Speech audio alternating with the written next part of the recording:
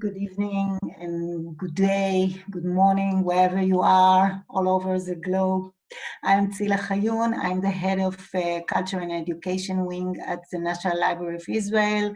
And I'm very happy to have here in our talk Mr. Dan Tadmor, CEO, Museum of the Jewish People. Hi, Dan. Shalom. Shalom, shalom. I'm very glad that you are here. You know, we are at the National Library of Israel that is placed in Jerusalem, as we know, are in a very excited period for us because we are building a new building, which we are going to open at 2022, hopefully, in God's will. But you are a lot more advanced than us, and you are at the midst of a very exciting period for you, renovation, reopening of your museum. And I want you to take this opportunity to tell us all about the new museum, the history of the museum, and the big plan that you have for us. So thank you for the introduction, and I'm very glad to be here. We're actually reopening the museum in an existing building. So a little bit about the history of the Museum of the Jewish People. It was formerly known as the Diaspora Museum or Museum of the Diaspora. About 10 years ago, we shed that name for Museum of the Jewish People. The idea for a museum that will tell the unique and ongoing story of the Jewish people was first thought up by Nahum Goldman in 1959. The company was incorporated in 1961. The cornerstone was laid in 1966. The building was built at the end of the 60s and beginning of the 70s, and we opened in May 1978. So that's 42 years ago. And approximately, depending on how you count, about 14 or 16 years ago, we embarked on a process of renewal. That's how long it takes for organizations like ours to renew themselves, if at all, if at all. Before I elaborate on the renewal, just a little bit about what we do. So first of all, we are an organization that deals with Jewish identity, more specifically, inclusive, pluralistic Jewish identity. We are a museum, we're a place of education, we're home to databases, and in normal times, we're home to a lot of cultural activity, over 200 events a year. Of course, during COVID, all of that changes. We are active both in Israel and throughout the world. Obviously, the museum is in Israel, but changing and traveling exhibitions do travel the world. Our educational programs are administered both at the museum and throughout the Jewish world. The databases are now finally made accessible online, by the way, at no charge. And so that is a global activity as well. And the mission is very simple, to describe and tell the unique and ongoing story of the Jewish people.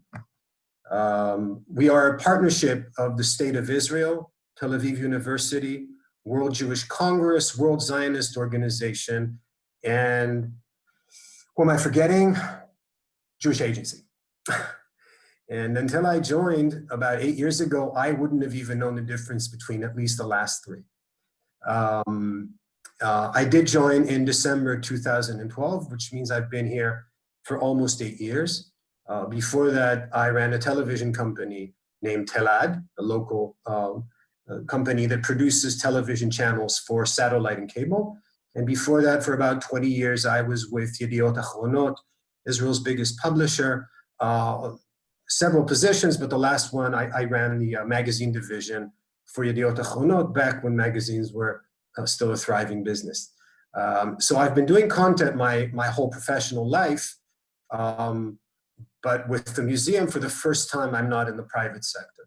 I am still doing content, obviously. A little bit about the renewal. So probably many of you, and I know you're on mute, but many of you have visited Bet Futsot, or the Museum of the Jewish People, in the 42 years that we've existed. Museums get old. And our museum, which was groundbreaking in 1978 in a lot of ways, technologically, thematically, it was a state-of-the-art, very, very sophisticated museum. It was a very good museum for 10 years. It was a decent museum for another 10. And I would say that about 20 years ago, it had begun to show its age. And museums need to keep on renewing themselves and find new ways of telling their story. And it's not only about technology. So there's physical wear and tear. There is technology. What was revolutionary in 1978, for instance, the introduction of multimedia, looked decent in 98, but it did not look decent at all, I'd say, by the year 2000. But it's not only a question of the technology that you use. Technology is only a means to an end. It's about the way in which you tell the story. And although the story remains the same, it's the story of the Jewish people. The points of emphasis, I would say, this time around are a little different, or a lot different. Maybe before you are taking us into the museum, I want to comment that to tell a story, it sounds simple, but it's the biggest question. Who tells a story? What kind of story? What are the emphasized? What is the theme? And maybe when you are telling us about the change you are doing, take us to understand what the change of the way we are telling the story of the Jewish people. Yeah. So let's talk a little bit about the process itself. When a museum decides that it wants to reimagine the way that it tells the story, what does it do? In our case, it began with two professors, Professor Israel Bartal and Professor Gidi Shimoni, who put together, I think 14 or 15 years ago, a fairly short document, which was the program of what it is that we want to say. Because there are many ways to tell a story. You told me it was 4 pages. Yeah, I can't remember if it's 4 or 8, but it's not more than 8. Okay. Yeah. And well, if you knew these two esteemed professors, which you may know, because they're still around and they're hugely knowledgeable, and they knew exactly what they wanted to say, and they came to an agreement, and they weren't that wordy about it. It's just, this is the way. These are the angles that we want to take this time around. And so once that was put into place, then all of the other pieces need to come together. So a curatorial team needs to be put together. It begins with appointing a chief curator. In our case, it's Dr. Orit Shacham Gover. She's Israel's leading historical museum curator. She's the one, she did the Begin Museum, she did the Palmach Museum, the Herzl Museum. She was involved in the Kotel tunnels as well. So almost any historical museum in Israel, Orit was involved in. So she was appointed chief curator. And subsequently, she appointed a group of advisors, academic advisors. There were some 30 academic advisors involved. So for every different aspect and discipline, which we touched upon, there was a leading academic that was the academic advisor, or sometimes several advisors for that specific topic. And then you assemble the curatorial team, the researchers and the curators.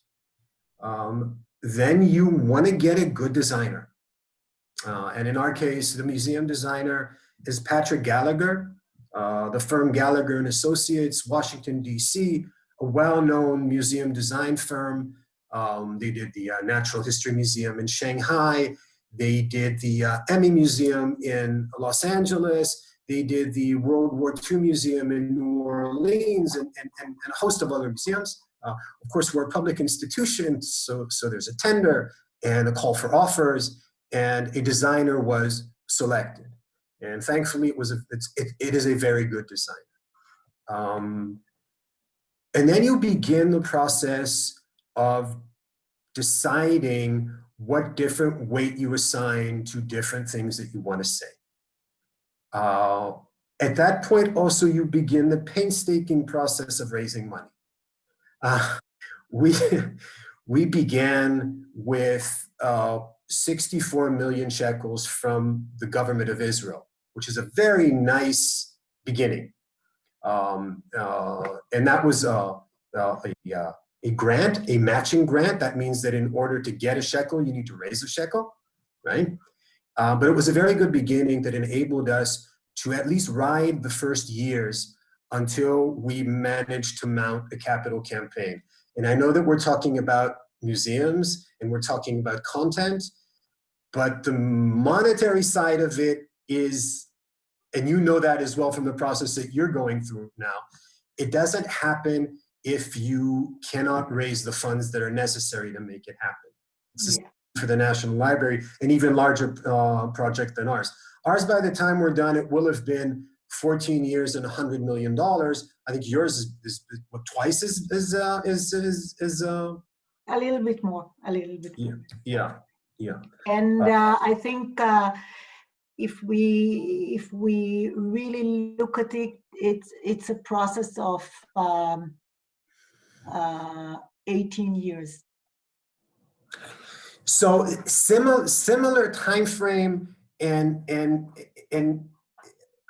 I would say this: a lot of projects get underway and don't make their way to completion, and it has to do with a lot of things, including dumb luck. Okay, but it also has to do with making sure that you have a purpose that you can articulate. You cannot get a project like this moving and sustain it for so many years if it's not understandably legitimate, if there's no real cause behind it. You can't fake it for that long. You can fake a small project. You can't fake a big project. And so, but in projects like ours, 75% of the time is spent planning, while 75% of the budget happens at the last stage. So the first years are years in which you plan, but you don't spend that much money. I mean, you've got your curatorial team, and you've got your designer, and you've got your researchers, and you do all of that. But until you actually break ground, or in our case, pull out the old exhibition and start building the new one, you're not spending a lot of money. So the first years... And I want to stop. The museum is working continuously all the time. Yeah. I mean, not talking about Corona period and lockdown, but it's always open, and you didn't shut it even for one day, as I understand. That's true. We made a decision back in 2012 when it was clear that we're underway and that we've raised a significant amount. And the decision was to divide the project into two phases.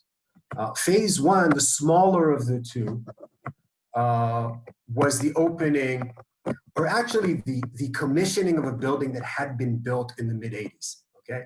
So a little bit of history. In the mid-'80s, so the museum was only 5 or 6 years old. Already then, it wanted to expand. And they built a new wing, but they ran out of cash. And it lay there uninhabited or uncommissioned for many, many years. Anybody who'd studied in Tel Aviv University in the last 4 decades will have seen the building, but it was not put in use. So phase one was finally the commissioning of that wing, which is robust in itself. It's about 20,000 square feet, so, or 2,000 square meters. The ratio is 1 to 10.7 if you want to do the math. So phase one was the commissioning of that wing as a wing that is essentially a wing for changing exhibitions with one permanent element. Since its inception, Bet Hatfutzot, now the Museum of the Jewish People, has been home to a collection of synagogue models, which is miniature synagogue models made to scale or subscale. And it was clear to us that upon renewal, this is something that we not only were not going to give up, we're actually going to put them on a pedestal. So the one permanent element in the new wing that was opened in 2016, that's phase one, was a huge 6,000 square feet hall, which housed these synagogue models, plus a lot more synagogues in media and interactive. And maybe we'll get a chance to talk about media and interactive a little bit later. But the 21 models that we have, of the 21 synagogue models, 20 are Orthodox synagogues. These are classic synagogues. And until 200 years ago, there were no other denominations. So by definition, the Altneu Shul in Prague from the 13th century, or the synagogue in Sardis, Turkey from the 2nd century is by definition Orthodox. However, the Jewish people today, Orthodoxy is anywhere between 12 to 15%. Most of us are not Orthodox. We're on the spectrum of any of the denominations plus that minuscule denomination that is secular Jews. And so when we reopened the synagogue hall, it was these synagogue models plus another 80 synagogues of all different denominations through media and interactive. So you're watching film and you're playing around with interactives that show you all types of not only synagogues, but all types of congregation. Congregation is also Kabbalat Shabbat on the beach in Tel Aviv or in a park in Brooklyn. And a congregation is an LGBT congregation that has its, obviously reform, that has its own way of congregating, and it's a secular synagogue in Nahalal that's also congregation. And so we use that opportunity to refurbish the collection of synagogues, but also make sure that we included, and I mentioned the word inclusivity at the very beginning, that we included everybody. Dan, who is a visitor for the museum? You're telling about this broad... Yeah. So I'll answer that in a second. So just to round out this topic, so that was phase one, right? A wing for changing exhibitions and the synagogue hall. Once that was open, right, we could then finally shut down our old core exhibition and work on that for another 4 years. And that will reopen this December. So this December, we will be a 66,000 square foot Jewish museum opening in Corona time, which, yeah, we could have hoped for better timing. You asked about the visitor. So, you know, the classic answer is everybody, because we get school kids from first grade till the end of high school. We get groups of soldiers. Of course, we get tourists, both Jews and non-Jews, okay? So across age groups and across denominations and across different backgrounds and walks of life, we literally need to make everybody feel at home. And in fact, our slogan is, you are part of the story. So probably the first goal of the museum is to make you feel that you are represented and that this is the place for you. So everyone must see themselves. And so it doesn't mean that arithmetically you break down the Jewish people and make sure that everyone is represented in exactly the right ratio. It's not the way it works, but everyone needs to see themselves. We are unfortunately living in a period of time where some people, besides wanting to see themselves, want to not see others. And that's a challenge. It's a challenge for an organization that naturally wants as many people as possible to come through its doors. Do you have Haredic visitors? We absolutely do have Haredi visitors. I would say that Haredim that come to the Museum of the Jewish People are, to begin with, usually people who are more comfortable outside their comfort zone, okay? Mm-hmm. However, when they come to the museum, sometimes they see something they do not expect to see. For instance, a huge screen with a video that has 6 renditions of the Piyut Untane Tokef.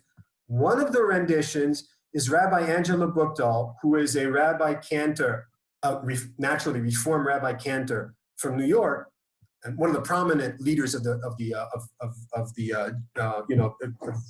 Jewish leaders in America, and she's singing Untane Tokef. Now, this is a woman cantor rabbi of half Korean descent. And when Haredi eyes lay their eyes on this, I'm sure they're not happy. What they do then, they can watch. They can also, if they like, turn their back and delve into one of the 21 Orthodox synagogues that they have in front of them, right? Or they can get offended.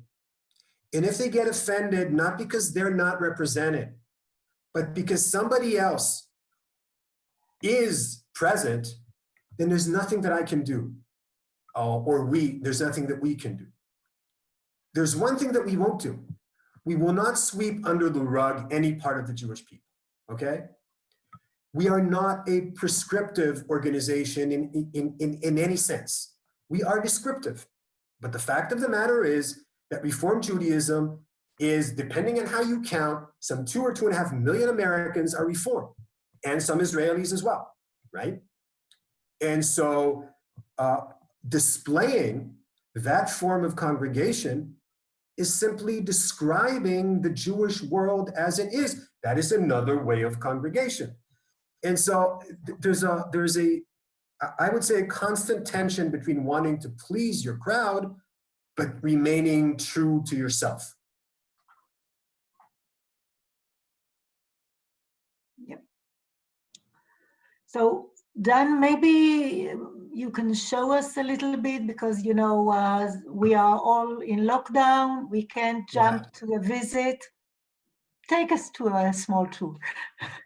So I'm going to do a share screen in a second. And what you'll see is a 5-minute video that presents the new core exhibition. But since it's not complete, and since the 5 minutes that you're going to see were taken some 2 months ago, let me tell you what you're not going to see. You're not going to see the hundreds of objects in vitrines, because the vitrines have not been filled. You're not going to see the videos, which are not running yet, and you're not going to see the interactives.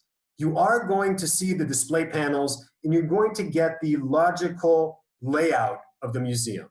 So I'm going to share my screen.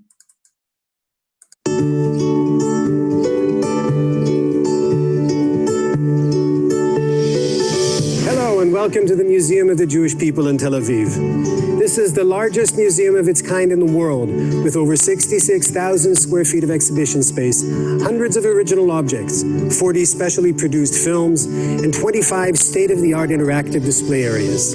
Over 10 years in the making, we will be opening our doors later this fall and welcoming visitors to what will surely become a must-see destination.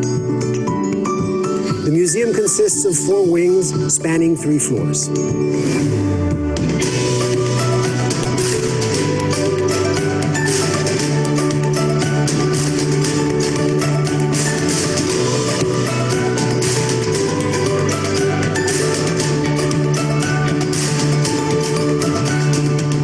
Here we encounter the unique and ongoing story of the Jewish people, beginning in antiquity and extending to our times.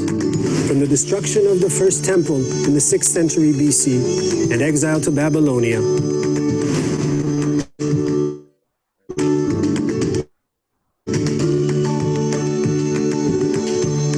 through the medieval period with its dual Jewish centers in Spain and Western Europe,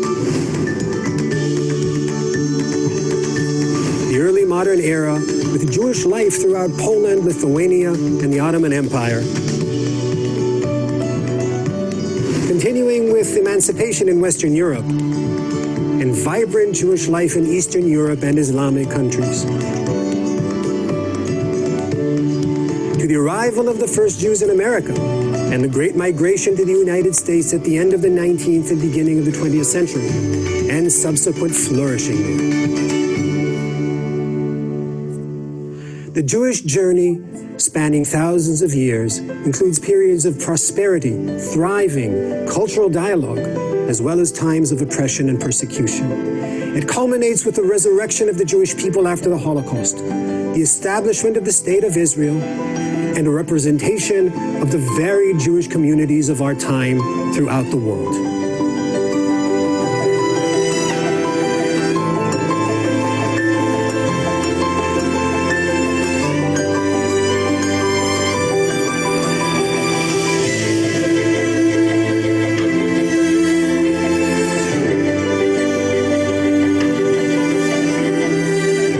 This wing focuses on the evolution of the synagogue as an institution, beginning with the temple in Jerusalem through to the present. 21 synagogue replicas from various locations and eras tell the story of Jewish assembly, worship, and study, while films and interactives depict various forms of congregation. Specially selected artifacts help tell the story, and a dedicated interactive invites visitors to take a journey through the world of Jewish liturgical music, performed by artists such as Barbra Streisand and the late Leonard Cohen.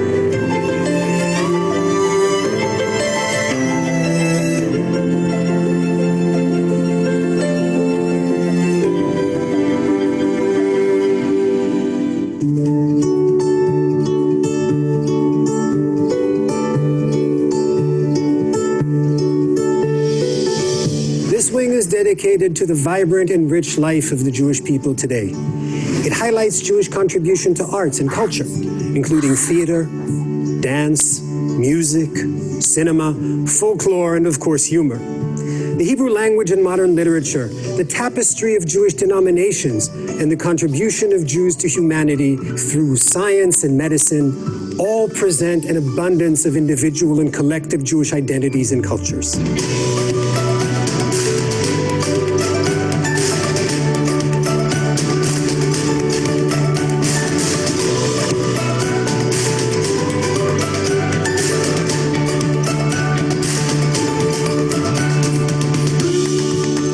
This wing presents the conceptual foundations that are the backbone of Jewish existence.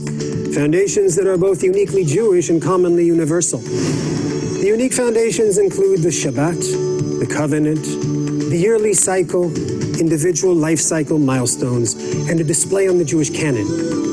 The universal foundation is the Bible, and its influence on world culture, especially as it relates to concepts of justice and liberty.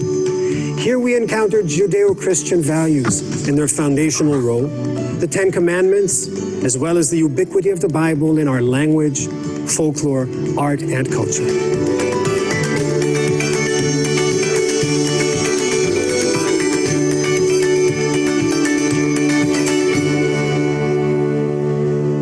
Wow, it looks fabulous. We are waiting. Yeah, so are we. This has been a long time in the making. Okay, so at the grand opening is going to be for the core exhibition, you say, is this winter? We're going to be ready in December. The question is whether COVID will be ready for us, or rather government regulations. I'm hopeful that at least under some guidelines and regulations, museums will be able to be open, and it's a huge museum. So a 66,000 square foot museum, that's over 6,000 square meters, you could, under the, what's it called, the Tava Sagor, the purple tag, right? That was in place last time, which was a radius of 7 meters. For museums, it was a radius of 7 meters around each individual. Still, take 6,000 square meters divided by 7, it means that we can have almost 1,000 people in the museum at any given time. So hopefully the public will be able to enjoy our museum this coming December. Let's talk a little bit about the change of the story. You know, there was a change of the name. It was named Bet Atfutzot, and now it's the Museum of the Jewish People. And the change of the name is more than a name. Yeah, so first of all, Bet Atfutzot had always been a mouthful for Americans to pronounce, but that's not the reason to change a name. But for those of you who visited the old the previous core exhibition, it was divided thematically into gates. There was the family gate and the belief and all that, and it ended with the gate of return. Okay, that's the museum visit ended with the establishment of the state of Israel. And the implication was that history ends there. It's just a matter of time now before all Jews will once again return to Israel. And that's the end of Jewish history, at least the end of Jewish diaspora. And so from that perspective, the story of the diaspora was a historical story, right? And in fact, the previous exhibition did not at all deal with the modern era. The modern era was not present in the old core exhibition. I still talk to people today who visited the old core exhibition, non-Israelis, who took offense to the implication that somehow there's something wrong with them if they are Jews who chose not to reside in the state of Israel. Now, make no mistake, we're a Zionist organization, and we very much believe in old school Zionism. However, if a person decides to live some other place, or in modern times, you can even live in two places or live sometimes here and sometimes there. The implication that there's somehow something flawed about you had always been offensive to non-Israelis. And so that the whole concept of dividing the Jewish world between Israeli Jews and diaspora Jews, the first group being the fully fledged human beings, and the second part somehow being flawed, that is something that, first of all, we don't believe in, and secondly, it's not the way history transpired in any case. And I think it's out of the internal Israeli conversation as well. It used to be very much present, certainly in the 50s, 60s, and 70s.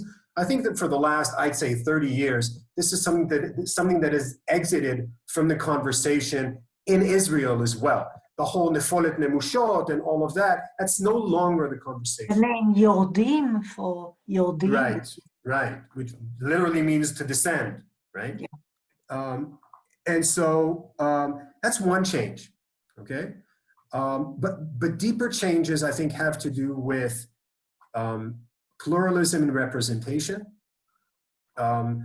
This time around, everyone needs to see themselves. So we're talking about gender, we're talking about ethnicity, we're talking about denominations, we're talking about geography. So whoever you are represented in the museum. And that wasn't always the case in museums in Israel in general, and in Beit Tfutzot in particular. Usually when you saw a figure, it was an Orthodox white male. In fact, Tsila, you may remember about 20 or 25 years ago, it was suddenly discovered, although there was a reconstruction of the Maritzi Gottlieb painting of Yom Kippur, yeah, Amsterdam. And yeah, it's hanging at the Tel Aviv Museum. And suddenly someone discovered that in the version presented at Beit Tfutzot, women were erased. There were women in the Ezrat Nashim, and they had been erased from the reproduction, okay? One of them was his fiancée, his mother, he painted. Right. And so although this reproduction had been hanging on the walls of Beit Tfutzot since 1978, I think the story broke in 1992. Okay, it took some years. But when it did, it raised the story both of the Hadara, how do you say Hadara? The exclusion of women from the story, and in this case, from an existing painting, okay? So one part of how we tell the story now is certainly inclusivity and representation of everyone, okay? Another important part is viewing the Jewish story in an optimistic, joyful way. Before you go on this, I want to say about this inclusivity and gender. you know, the head of the Jewish archive at the National Library told me that the priority of what to archive have been changed at the last 5 years, because there are so many scholars that are coming to the archive and looking for materials about women. And 5 years ago or 6 years ago, it was not the situation. And now it just pushes them to change the priority of what are the materials and themes and subject we're working, because research is really curious about women and their lives at as a Jewish nation and all over the world. That's so right. We see it in the library also. So it also presents a challenge, because if you take gender, for instance, women had been throughout history excluded both from the making of history and from the chronicling of history. So now that you're opening a new museum and you want representation of everyone, how do you look for and find women who had been erased from history or precluded from taking part in it? Okay, a challenge. Yeah. And I do not shy, we do not shy away from affirmative action. To a degree of, you need to be reasonable, but certainly we will make the effort to find trailblazing women, and we will make the effort to make sure that Sephardi as well as Ashkenazis are represented in all walks of life, okay? I'll give you an example. In our children's gallery, which was part of the phase 1 that we opened in 2016, the children's gallery is called Heroes. And it's a very interactive and fun gallery in which we represent 144 Jewish men and women who have contributed to the Jewish people and to humankind, okay? Now, ultimately, you start working with a spreadsheet in which you make sure that everyone's included. And what this means is that in order to make sure that women and Sephardi Jews are represented, you bump off white men. You actually do that. That's the process, okay? And that's fine. But when you start doing it, you discover things. I discovered things that I never knew. There are at least 3, probably more, Jews of North African descent who have won the Nobel Peace, not Peace Prize, the Nobel Prize, right? One for biology and a couple for physics. I didn't know it. And it's important to go and look and present. So when a bunch of kids from the periphery come into the gallery, they know that when they go to the science section, it is not a section of white men. It's a section in which they will see Rosalind Franklin as a scientist, as a woman scientist, and they will also see Claude Cohen-Tanuji, who won the Nobel Prize for physics, and he was born in Algeria, but the name Tanuji literally means that it's the Cohens from Tangier. Okay, so he's a Nobel Prize winning physicist of North African descent, and he's not the only one. So representation is important, and it takes an effort. It takes a conscious effort. I think the other big paradigm change is to look at the Jewish present and future, but also history, not only as a story of persecution and survival. The Jewish people did not wind up here only by surviving. Throughout history, without for 1 minute turning our backs to the calamities and the persecution and the Holocaust, of course. Throughout history, Jews, for the most part, thrived and flourished and contributed, and at least for some of that time, had a very, very rich cultural dialogue with their surroundings, okay? Yes, there were persecutions. Yes, there were pogroms. That wasn't the story in its entirety. And so the exhibition in its current incarnation is not dark and austere. It celebrates Jewish identity, and it looks back and it celebrates Jewish history as well.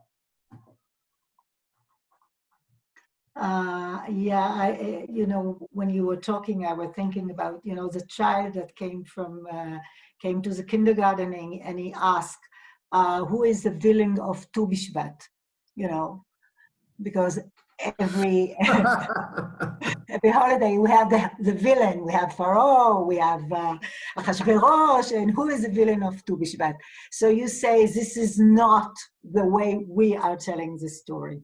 It's not right. always about survival. Exactly.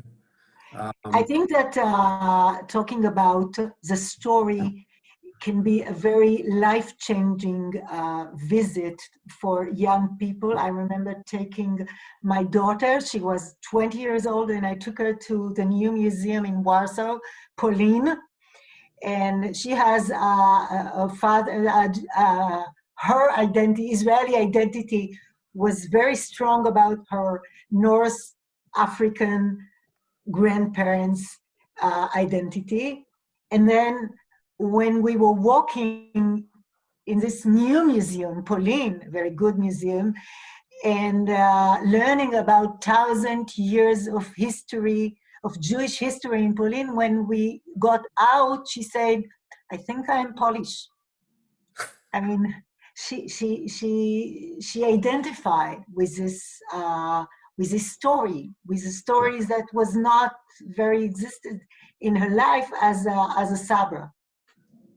Right, and the excellent Jewish Museum in Warsaw, curated by Barbara Kirschenblatt-Gimlet, set out to show 1,000 years of Jewish life, not only show the Holocaust, how we all know the ending was, but to show the life before that as well. It was a very conscious choice of paradigm that they made. Mm-hmm. Yes. Let me ask you, do you have any collaboration with other Jewish museums in the world, or museum at all? Yeah, first of all, yes. We even collaborated with the National Library a few years ago on an exhibition that we did on Dreyfus. That was actually a joint project that we both worked on. We love collaborating. I will say something that is not prudent. There's not enough collaboration within organizations like museums. In the world or in Israel? In the world. Too often, agendas and egos get in the way, and there's not enough collaboration. I think that it's one of the things that struck me most strongly when I moved from the private sector to this position. The private sector pressures you naturally for consolidation. That's the natural pressure of business, okay? There is not enough natural pressure within cultural organizations to consolidate. And you would expect it, you could understand why people in positions like mine or yours, Tsila, maybe would not be the champions of consolidation, because speaking generally, it would make them redundant, right? When organizations work together, you don't need so much infrastructure. So maybe you could understand why staff wouldn't be pushing for it, and staff has ego and all of that. But what surprised me was that the funders sometimes, these same people who in their business life would press for consolidation and efficiency, would not press for it in their philanthropic life. Because once again, maybe egos get in the way. Our institutional approach is to welcome any sort of collaboration, and we in fact do collaborate with other institutions. We host traveling exhibitions coming from other museums. A few years ago, we took the Amy Winehouse exhibition, the excellent Amy Winehouse exhibition. Yes, it was a great success, I know. Yeah, and it traveled from the Jewish London Museum, and then it did a tour, but we were the first stop outside of London. And some of our exhibitions do travel, but the short answer is that there's not enough of it. And we would love to promote more and more collaboration. Okay, so our audience, if somebody here is from a museum, this is an invitation. And maybe then you want to tell us a little bit about your activity in education, because I think there is a lot to tell. So we're, as I said at the very beginning, we're not only a museum, we're also a place of education. In fact, our biggest arm is the educational wing that develops programs both for people who come to the museum and also programs that are administered outside the museum and are not connected in any way to the exhibition itself. And so obviously when groups come to the museum, it's not the same program for a first grader or a high school student or a soldier or the youngsters from Birthright or Jews or non-Jews. So depending on duration of visit, language, points of interest, and background, we have different programs for different types of groups. And given enough notice, we will tweak an existing program and make it applicable to a specific group. A museum is just one part of a museum visit. It needs to be mediated. Now, some people like to do it alone, and you provide them with labels and an audio guide, and they like to do their thing. It's fine. But usually people want to, especially when it's a very big museum, you need mediation. And that's where educational programs come in. And you can focus and make the visit relevant to different types of people and groups. So you have quite a big staff. Yeah, we have, all in all, the regular museum employees, not so big, it's about 55 people. That's not including museum guides and docents. It's not including the staff that actually builds exhibitions. There's a lot of outsourcing involved. But of the 55, the biggest single department is the educational department. And then of course, curatorial is pretty big as well. Okay, maybe we have only a few minutes left in this conversation, so we can open for questions from the audience. Dan, you can have a quick look at the chat. Many people wrote about their visit in the past, and many comments. We will come back. Come back. The minute that you can, come back. There's a lot to see. So Doron, help us with the opening to questions from the audience. We will take one or two questions. Doron? Yes, absolutely. Hi. Sandy asked, what is the percentage of visitors to Beit HaTfutzot who are Israelis? I asked the question because my Israeli cousins told me many times it's for visitors or tourists. So up till now, it's been about 70% Israelis and 30% tourists. But we are hoping, but historically, the Museum of the Jewish People or Beit HaTfutzot used to be a must-stop for tourists and definitely for Jewish tourists. And somewhere in the last 2 decades, for some it got bumped off the list. If it returns to being a must-stop, then of course the ratio of Israelis and tourists will change. And we're actually marketing very, very aggressively, both to the Jewish and non-Jewish world. A surprising fact, most tourists that come to Israel are not Jewish. There's Jewish tourists, I think, account for a quarter or a third of tourists that come to Israel. And so, and there's no reason in the world why a non-Jewish tourist would not be curious about the unique and ongoing story of the Jewish people. And so we hope the ratio of 70% Israelis, 30 tourists will change, and hopefully we'll get more and more tourists. Thank you very much. Marilyn asked, actually she wrote, it looks wonderful. And she asked, will we be able to visit virtually? Yeah, so we actually do virtual tours right now, and you can check out our website to see the details.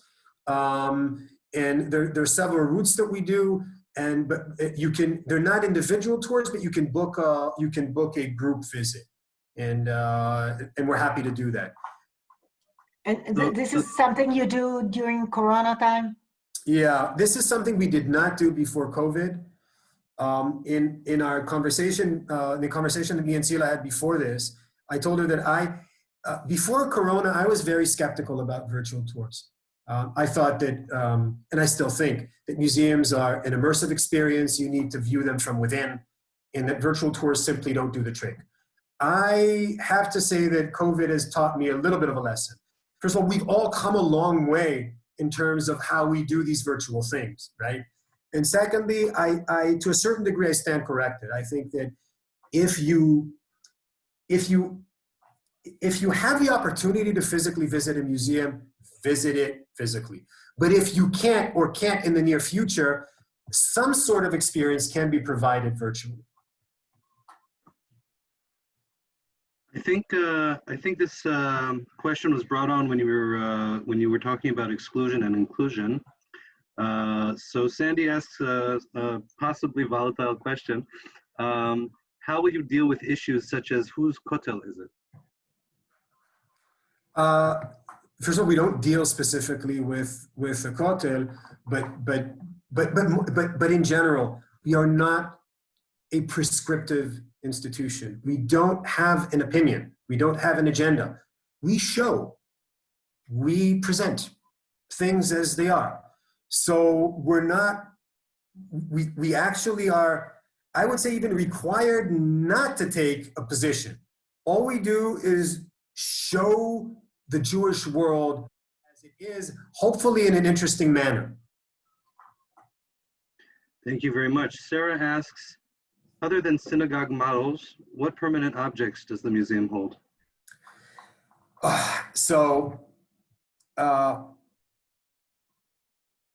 The new core exhibition has some 600 original objects. Some were acquired, some are on long-term loan. Originally in 1978, when the museum opened, it was famous for being a museum with no original objects. If you saw something in Beit HaTfutzot, it was a replica or a facsimile. It was not an original object. That's one of the decisions that the founding fathers of Beit HaTfutzot made.